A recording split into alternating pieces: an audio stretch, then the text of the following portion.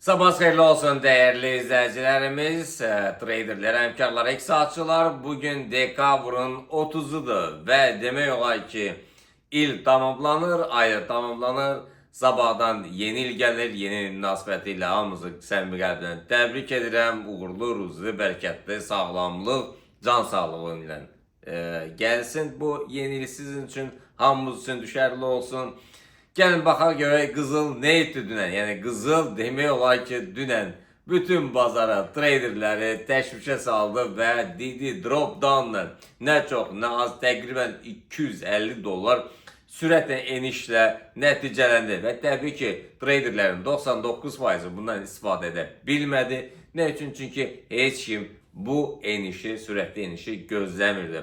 Amma biz Telegram siqnal kanalında dünən də ve canlı yayında da 4507'lerden satış əməliyyatlarını qeyd etdi, dərc etdi və akşam saatlarında da ilkin olarak alış əməliyyatları 4304'lerden geldi. Ondan sonraki alışlar ise biz dərc etdi. Signal kanalında 4330'lar ve 4330'lardan sonra bugün səhərə qədər, tabii ki bugün günün sonuna kadar biz gözlentiləri yazdı və hal-hazırdakı vəziyyətdə $40 bir yüksəlişlə nəticələnir. Yəni demək olar ki 4370'lərə çatdı. Yəni $40 yüksəliş bu mükəmməl bir nəticədir. Amma bir çoxları bağlamaq istəmirlər bu əməliyyatları və biz məsləhət gördük ki 4340'lardan sığortalayın. Çünki 4340'lardan aşağı formalarsa yenidən enişə doğru gələcək. Ama tabii ki bu yükselişten qalarsa $150-200 bir qalxışdan nəticələnə bilər. Yəni yeni 4520'lərə kimi biz take profitləri qeyd etmişik. Amma yenə alternativ senaryoda 4340'lara mütləq diqqət etmək lazımdır.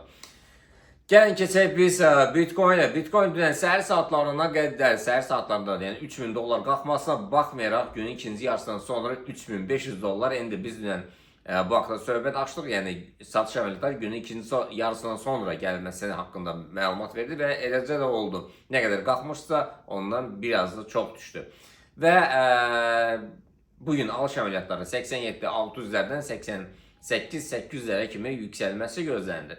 Neftə gəldikdə isə neft 62'lərə qədər qalxdı. Dünən dönüş nöqtəsi 61-77'lərə qədər demişdik. Amma biraz da yuxarı qalxdı, 60'lərə qədər qalxdı. Bugün alışlar 61-50'lərdən, satışlar isə 61-90'lardan alışlar da, 61-50'lərdən isə satışlardır. Keçək biz funtun dollar rəqabətinə. Funtun dollar rəqabəti də bugün alışlar 1.35-200'lər, satışlar isə 34-900'lərdən. Euro dollar rəqabətindən biz dönüş nöqtələrini 1.17-400-600-400'lər nəzər satırıq. Təbii ki bu nöqtəyə qədər gəldi. Bugün alışlar 1.17-800'lər, satışlar isə 1.17-600'lərdir. Nasdaq, S&P, Dow Jones, DAX-ları gəldisə korreksiyalar dünən oldu və yenidən gələn aydan sonra yenidən yüksəlişlər gözlənilir. Sağ olun, inşallah görüşmək ümidi ilə. Bayramımız bir daha mübarək olsun.